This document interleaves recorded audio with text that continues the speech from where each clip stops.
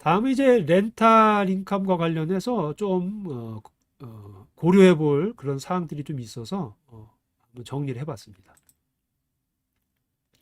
이제 아까도 말씀드린 것처럼 이제 본인의 주택 중에 일부를 임대한 경우가 있을 수 있잖아요.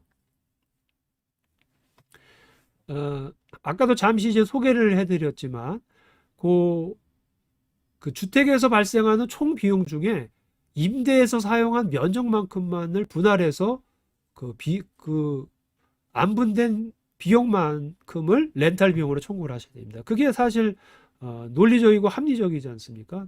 만약에 전체 100% 중에 20%만 렌탈을 사용했다면 그 집에서 발생하는 뭐 유틸리티라든지 프로퍼티 텍스라든지 뭐 여러 가지 뭐 모기지 론 관련된 이자 비용도 마찬가지고 그런 부분들을 주택에서 임대하는 면적만큼을 안분해서 그 안분된 비용만큼만 청구를 하셔야지 100% 청구를 하시면 안 되겠죠. 그리고 또 경우에 따라서는 또 친구나 아는 분에게 그 일부 임대를 주고 일부러 이제 그 임대료를 싸게 해가지고 일부러 렌탈 손실을 발생시킬 수가 있어요. 왜냐하면 이제 나중에도 말씀드리겠지만 렌탈 손실이 나면 그 다른 소득과 상계가 가능하거든요. 그러니까 부동산 임대 소득에서 예를 들어서 뭐 5천 불 손실이 났다 그러면 다른 뭐 급여 소득에서 나온 거하고 해서 5천 불을 뺄 수가 있어요. 그러면은 그만큼 세금이 절약이 되잖아요. 그러니까 일부러 아는 사람에게 이제 임대를 주긴 줬는데 임대료를 터무니없이 낮게 책정을 해가지고 오히려 이제 손실을 발생시키는 거예요. 그렇게 되면은 이제 어, 그럴 이제 경우가 많이 있다 보니까 그, 그 특수관계자, 뭐 가족이라든지 뭐 친구라든지 이렇게 좀 특수관계자가 중요한 게 아니고 특수관계자를 하더라도 공정가치 이하로 주면 안 되는 거죠. 그러니까 원래 그 시세가 보통 임대가 월 뭐 2천 불인데 뭐 1,000불에 줬다. 그게 다른 데랑 비교해 가지고 지나치게 싸다. 그러면은 이제 그 손실을 인정하지 않는다는 거죠. 그래서 어, 친구가 됐건 지인이 됐건 본인의 가족이 됐건 정당하게 렌트비를 받으면 그거는 문제가 없어요. 그러니까 그걸 이제 공정 가치, 주변 시세와 비교해서 공정한 가치대로 렌트 수익을 인식을 해서 그것을 소득 신고를 하면 문제가 없는데 지나치게 낮게 임대료 수익을 잡아서 만약에 세금 신고를 했다. 그렇게 손실을 보게끔 해서 세금 신고했다 그러면은 이제 나중에 이제 세무조사 등 나와가지고 그것을 검사를 해서 만약에 적발이 되면 그 손실은 인정하지 않겠다는 거죠. 예. 그러니까 이제 그런 부분들 잘 감안하실 필요가 있을 것 같아요. 그리고 또 이제 이런 질문이 있을 수 있습니다. 보통 이제 거주 목적으로 보유하고 있는 주택은 나중에 이제 처분을 하면 아무리 그 시세 차익이 발생한다 하더라도 본인이 주 거주용으로 즉 프린시플 레지던시 이그젬션이라고 하는데 주 거주지용으로 거주를 했던 주택의 경우에는 아무리 차익이 높아도 그 면세잖아요. 비과세죠, 비과세. 양도 차익에 대해서 비과세를 해준단 말이에요.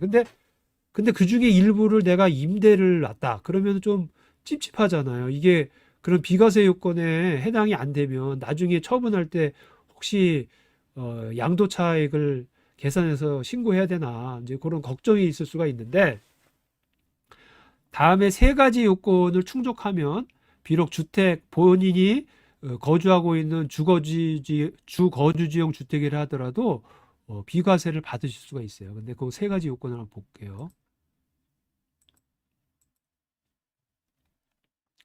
일단 그 주택의 사용 목적이 주 목적은 오너의 거주이고 임대는 아주 부수적인 용도이다.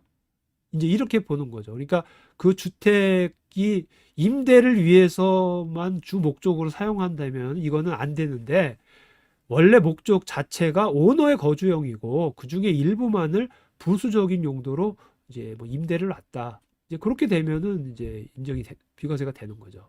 그러니까 비율이 50% 이상 임대를 안 하면 되지 않을까? 저는 그렇게 생각하거든요. 그러니까 주 목적이 이제 오너 거주고 부수적인 목적이 임대였다. 이런 게 증명이 돼야 되고, 두 번째는 그 임대소득 신고 시에 해당 주택에 대한 감가상각비, 즉 캐피탈 코스트 얼라원스를 신청을 하지 않았어야 돼요. 그러니까 주택에 대해서 감가상각비를 신청을 해서 소득세 신고를 하면 나중에 요게 임대주택 저기 아니죠. 그 비과세 요건을 충족이 안 되는 거예요. 그렇기 때문에 제가 지난주에도 말씀드렸죠.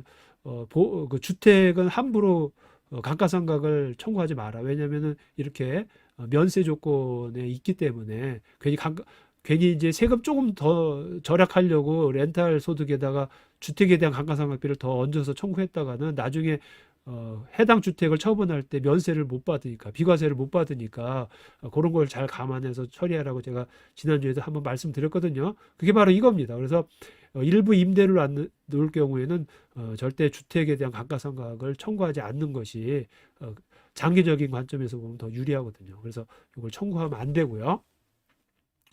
그 다음에 임대를 하려고 기존의 주택에 대한 구조 변경을 해서는 안 된다는 겁니다. 그래서 뭐 다시 뭐 문을 떼가지고 뭐 하고 또 뭐 벽을 쌓고 뭐 다시 어떻게 해서 듀플렉스로 나누고 뭐 이런 식으로 해가지고 구조 자체를 변경을 하게 되면 그거는 이제 나중에 그 주거주지 양도소득 비과세를 적용받을 수가 없어요. 그렇기 때문에 그것도 이제 참 이제 함구하셔야 되는데, 그래서 해당 그 거주지가 그냥 일부만 이제 부수적으로 임대를 놨고, 그리고 해당 주택에 대한 감가상각비를 청구하지 않았고 또 구조 변경을 하지 않았다. 이렇게 되면은 전체에 대해서 나중에 양도차익에 대해서 비과세를 받으실 수가 있거든요. 그러니까 이러한 요건을 잘 충족할 수 있도록 관리만 하시면 해당 그 주택 처분 시에 양도소득의 비과세 요건을 충족하실 수가 있습니다. 예.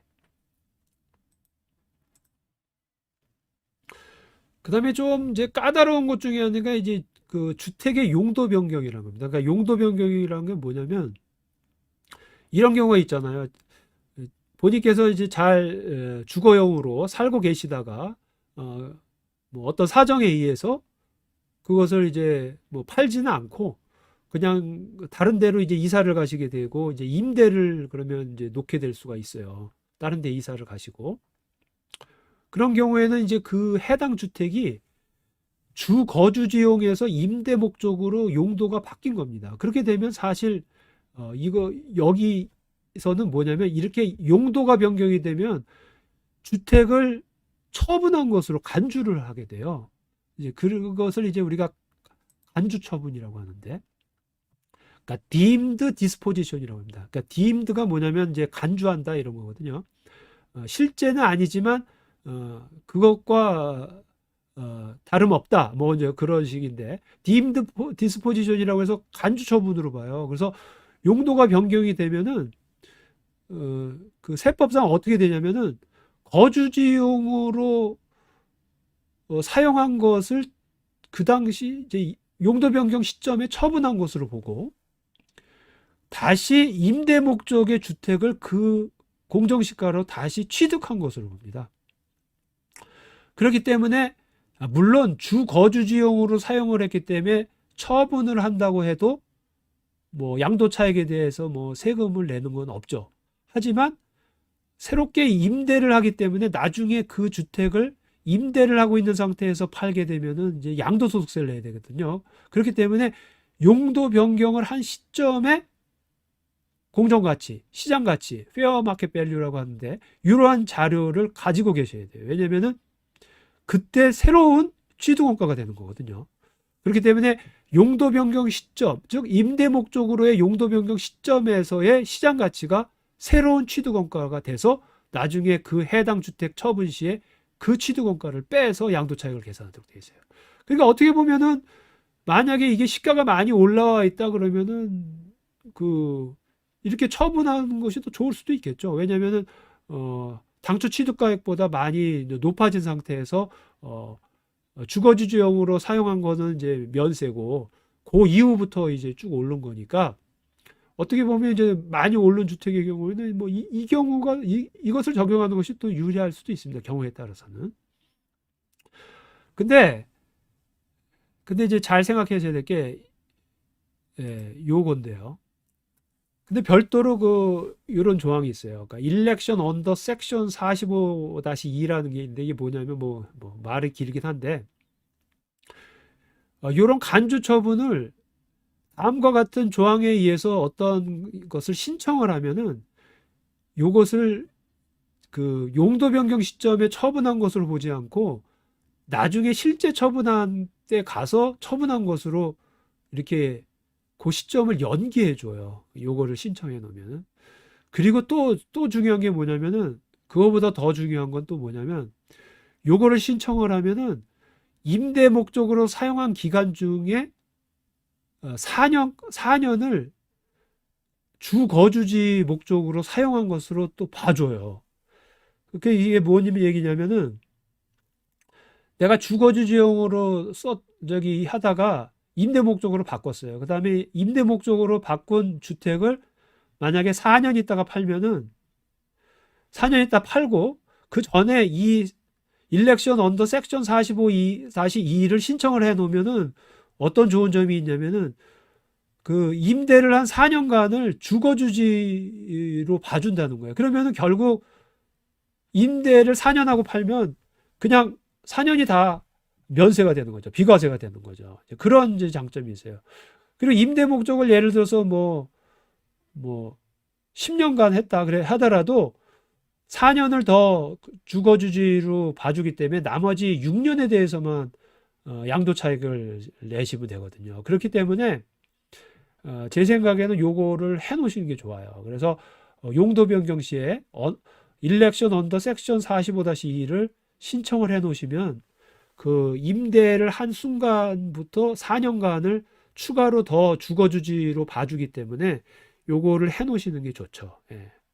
그러면은 이제 나중에 이제 면세나 비과세 되는 부분이 많아지니까 요걸 잘 기억을 해서 용도 변경할 때는 뭐 이런 신청을 하라더라 이런 것들을 잘 이제 기억을 해 놓으시는 게 좋죠. 예.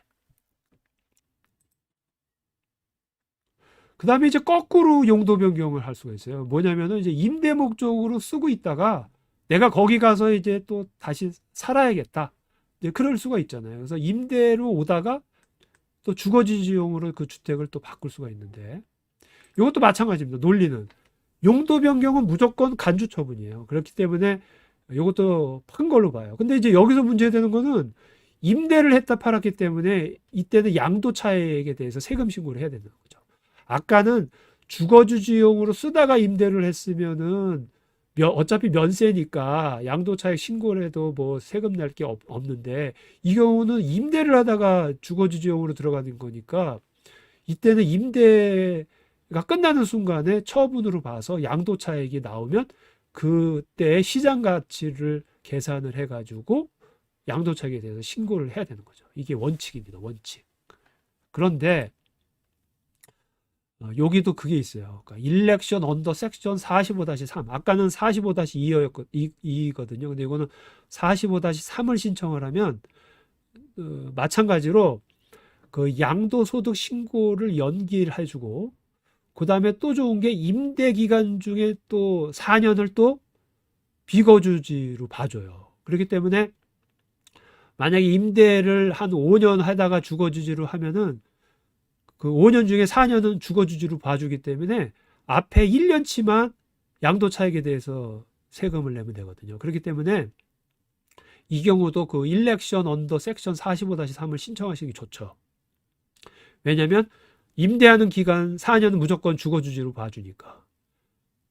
그렇기 때문에 요거를 해 주시는 게 좋고, 근데 요거는 이제 주택을 최종 처분하는 시점에 신고를 해야 된다고 돼 있어요. 그렇기 때문에 용도 변경 시점이 아니고 나중에 그 최종적으로 살다가 그 주택을 처분하게 된 시점에 그때 이제 신청을 하시면 됩니다. 그래서 그거를 잘 기억을 해뒀다가 이런 신청을 하면 용도 변경 시점에 바로 그 양도 차익에 대한 신고를 하지 않아도 되고 실제 처분 시점까지 연기를 해주고 그 다음에 추가로 임대 기간의 4년을 주거주용으로 사용한 것으로 봐주기 때문에 4년 동안은 또 비과세다. 이런 게 있는 것을 잘 알아두실 필요가 있습니다. 그래서 하되 용도 변경 시에는 뭐 일렉션 어쩌고 하는데 그 뭔가를 하면은 4년간의 임대 기간에 혜택을 준다더라. 그걸 잘 머릿속에 기억을 하셔서 혹시 그러한 사항이 생기면은 그때 이제 알아보면 되니까 그래서 잘 기억을 해 두시면 나중에 절세에 도움이 되실 수가 있습니다.